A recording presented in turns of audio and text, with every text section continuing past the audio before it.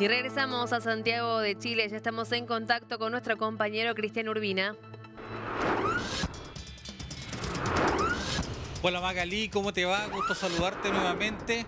Nosotros hablábamos bien temprano en la mañana y te presentábamos cuáles eran los temas más importantes de la jornada de hoy acá en Santiago de Chile, los aspectos más noticiosos. Y uno de ellos justamente eran las repercusiones que todavía estaban en el ambiente político y social en Chile respecto a estos beneficios carcelarios entregados por el juez Daniel Urrutia y que han provocado bastante polémica. Te contábamos que parte de la oposición ayer reiteró la solicitud de expulsión o de ser apartado del Poder Judicial por parte del juez Urrutia. Una situación, por supuesto, que deberá analizar el Poder Judicial a través de sus canales regulares. Pero también en el día de ayer hubo noticia desde el gobierno, porque el ministro de Justicia, Luis Cordero, señaló y calificó de ilegal las decisiones del juez Urrutia, reiterando algo que ya se había anunciado la semana pasada cuando se dio a conocer esta noticia. Nosotros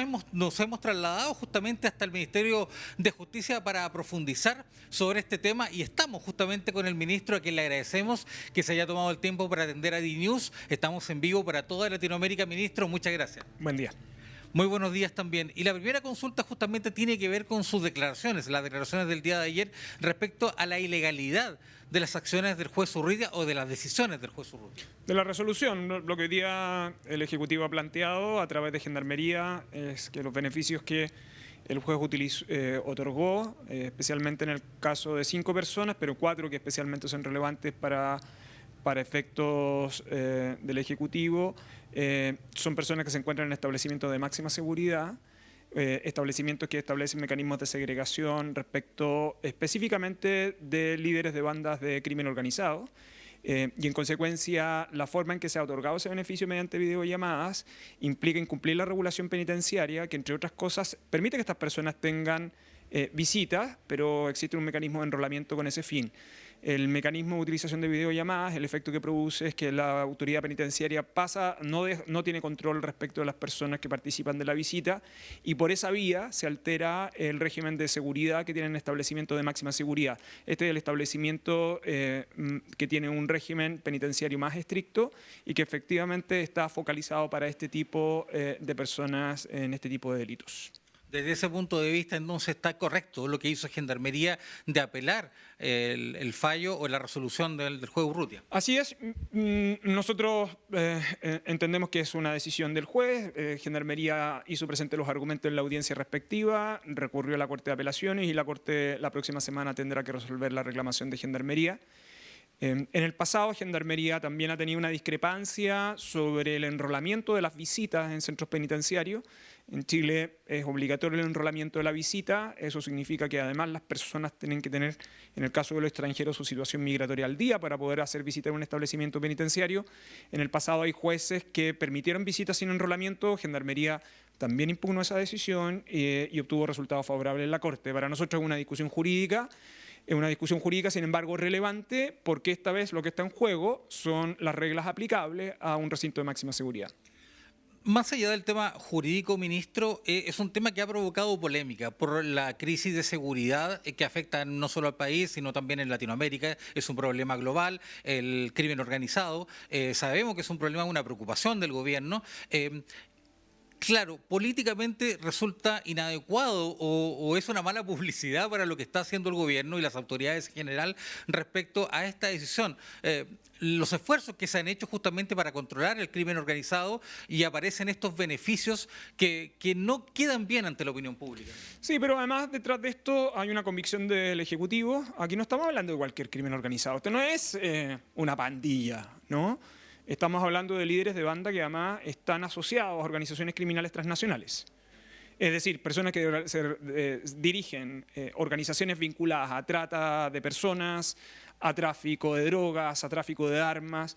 Es decir, no estamos hablando de una organización pura y simple destinada a cometer delitos. Y por eso para el Ejecutivo es tan relevante.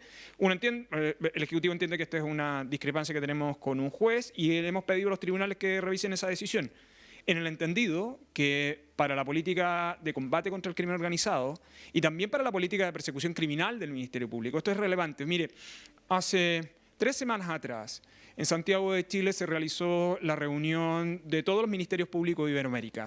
¿Cuál era el tema central de esa reunión? El crimen organizado transnacional. Las investigaciones que está desarrollando el Ministerio Público y de hecho que comprometen a 4 de las personas que son objeto de beneficio por esta resolución precisamente tienen que ver con esas características. Por eso el gobierno se ha tomado muy en serio esta discusión, por eso ha apoyado a Gendarmería en esta decisión y por eso para nosotros es tan relevante y esencial este debate, un debate que se da con indiferencia de la discusión política, la discusión pública, se da en tribunales y a los tribunales en los que reclamamos entonces el cumplimiento de la legislación que regula establecimiento de máxima seguridad en este caso. Entre los argumentos entregados por el juez a solicitud de la Corte de Apelaciones señaló o hizo alusión a tratados internacionales. ¿Tiene algún fundamento eso? A ver, lo que pasa es que aquí no está en discusión el derecho a la visita. De hecho, estas personas tienen derecho a la visita, como cualquier persona privada de libertad, con las reglas de seguridad que están al interior de este establecimiento por la connotación de máxima seguridad. Dado el perfil de este establecimiento, es el recinto más seguro y dadas las características del perfil de las personas que están ahí, de peligrosidad. Entonces, no está en juego el derecho a la visita de ellos. Lo que pasa es que ese es un derecho a la visita que se debe cumplir de acuerdo a las reglas de enrolamiento y de seguridad que tiene el establecimiento penal. La opinión de Gendarmería, y que además avala el Ejecutivo, es que permitir comunicaciones con terceros mediante videollamada respecto de los cuales no consta su identidad, precisamente lo que hace es que diluye el efecto de máxima seguridad, que entre otras cosas restringe la comunicación con terceros para efecto de la comisión de delito. Y este es un tema que, por cierto, también inquieta al Ministerio Público, ¿no? Y a mí me parece que en el contexto del combate contra el crimen organizado que ha llevado a cabo el Estado chileno, es relevante despejar adecuadamente esta discusión. El abogado del juez ha señalado en diversos medios de comunicación que esto es un tema político, que es una persecución política ante el juez Urrutia. Yo creo que esa afirmación es errada. Esto no es un problema del juez Urrutia. Saquemos al juez Urrutia. Esta es una discusión sobre el marco regulatorio del establecimiento de máxima seguridad. Eso es lo que se está debatiendo acá. Gendarmería ha tenido un debate con anterioridad con otros jueces de garantía respecto de visitas a establecimientos penitenciarios. El Ejecutivo no va a personalizar esta discusión con un juez. Acá lo que hay es un debate jurídico sobre las reglas de visita dentro de un establecimiento de máxima seguridad. Y eso es lo relevante, por las particularidades, por la política que ha tomado la sociedad chilena de combate al crimen organizado, de establecer un recinto penitenciario específico con ese fin, el tipo de perfil de personas que se encuentran en ese lugar. No son cualquier persona, son líderes de organizaciones criminales transnacionales. Y eso es lo que al Ejecutivo le importa, le preocupa y por eso impugnaba esta decisión. Ayer teníamos la posibilidad de hablar sobre este mismo tema, conversamos con el exdirector de Gendarmería, Cristian Alvear, quien planteaba alguna duda respecto a la tecnología, a la preparación que tiene hoy, por ejemplo, Gendarmería para tratar con delincuentes de alta peligrosidad, como por ejemplo lo que usted está señalando, por ejemplo, líderes de organizaciones criminales transnacionales como el Tren de Aragua, por ejemplo.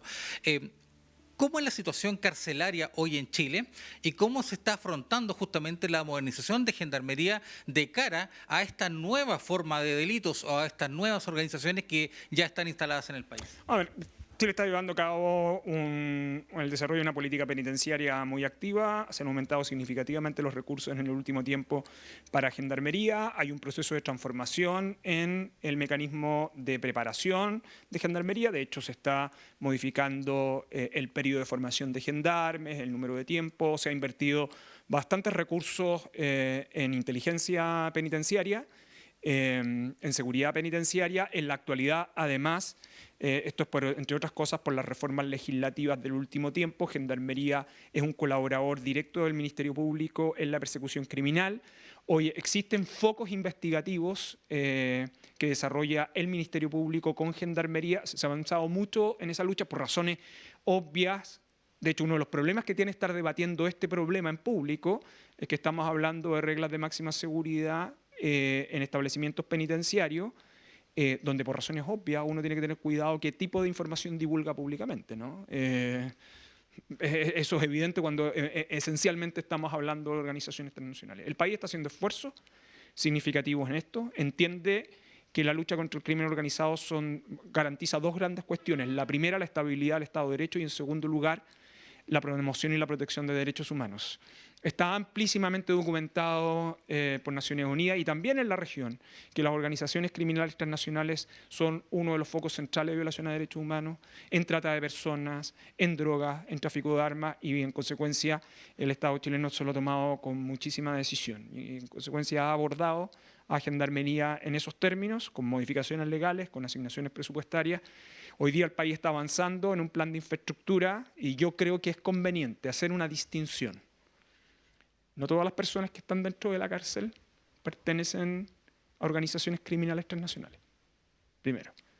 Y lo segundo, es un error entender que la criminalidad común es, incluso cuando hay determinado tipo de delitos de connotación, son equivalentes a aquellas organizaciones criminales que se encuentran en máxima seguridad. Creo que uno tiene que tener muchísimo cuidado con hacer una simplificación del debate público y, entre otras cosas, asumir que lo que estamos debatiendo en este caso particular, que es máxima seguridad, es lo mismo que el resto del sistema penitenciario, y yo creo que aquellos que ejercen cargos de autoridad o han ejercido cargos de autoridad tienen que ser particularmente cuidadosos con simplificar en exceso la discusión. Hoy día existen o faltan, mejor dicho, cárceles en Chile. Lo que pasa es que en los últimos... ¿Tenemos un déficit? Sí, el país tiene un déficit, pero que se ha producido principalmente en los últimos 22, 24 meses. El país tenía hasta aproximadamente a finales del 2021, el país estaba en torno a 39.000 personas privadas de libertad para una capacidad penitenciaria de 41.000. El país no creció en capacidad penitenciaria por aproximadamente una década. Lo que fue haciendo fue construyendo cárceles, sustituyendo cárceles más bien, no creando nuevas plazas penitenciarias. Y el país en muy poco tiempo tuvo un aumento muy significativo de personas privadas de libertad. De hecho, en la actualidad estamos alrededor de 54.000. ¿Cuál es el número principal o dónde está el aumento? El aumento está principalmente en prisión preventiva. El aumento de la prisión preventiva, todavía estamos analizando con más detalle los datos, pero las hipótesis de trabajo son esencialmente tres. Uno, el aumento de reformas legales que han hecho un sistema penal más rígido y en consecuencia han reducido la discrecionalidad judicial.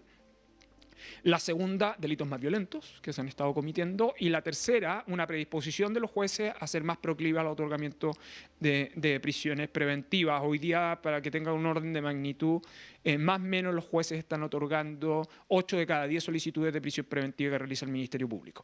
Entonces, ese es un aumento en muy poco tiempo. Chile había vivido un aumento entre el año 2005 y 2010, fueron en 5 años, pero nunca había tenido un aumento tan intenso en tan poco tiempo.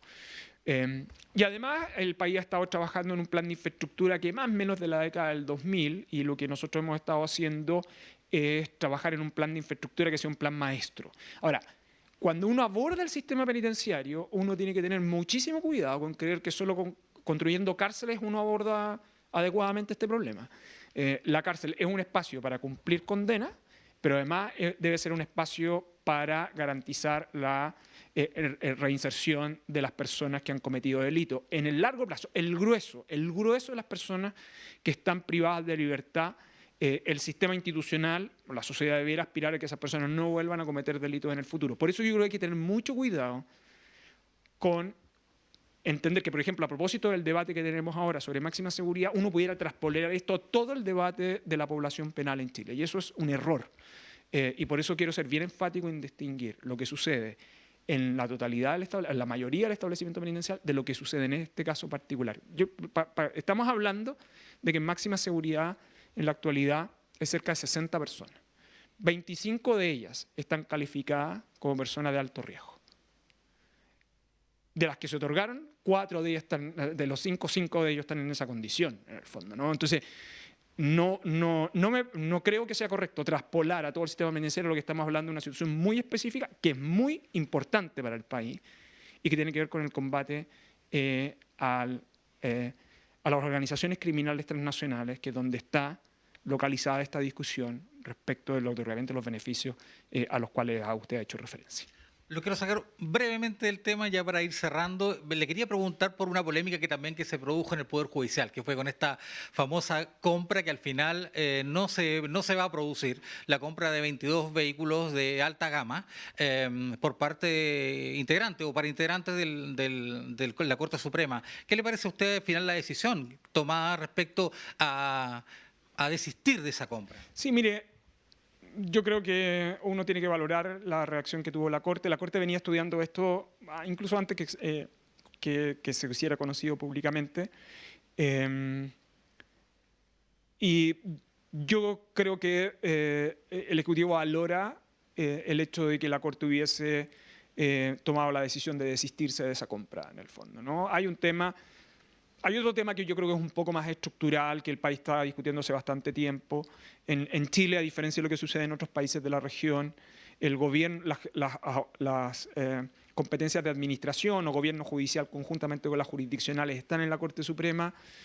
Hay una corporación administrativa, pero que depende de la Corte Suprema. La Corte tiene un diagnóstico hace bastante tiempo que eso distrae su función principal, que es la función jurisdiccional.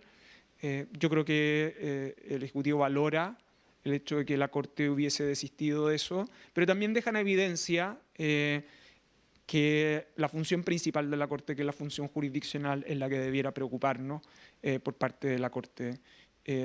Una Corte que por lo demás ha hecho avances muy significativos en los últimos 25 años en el país. Así que fue un trago amargo, pero también una decisión yo creo que oportuna por parte de la Corte. No fue un buen timing político de anunciar esa compra. Sí, uno podría decir, o fue el momento de haber detenido esa compra también.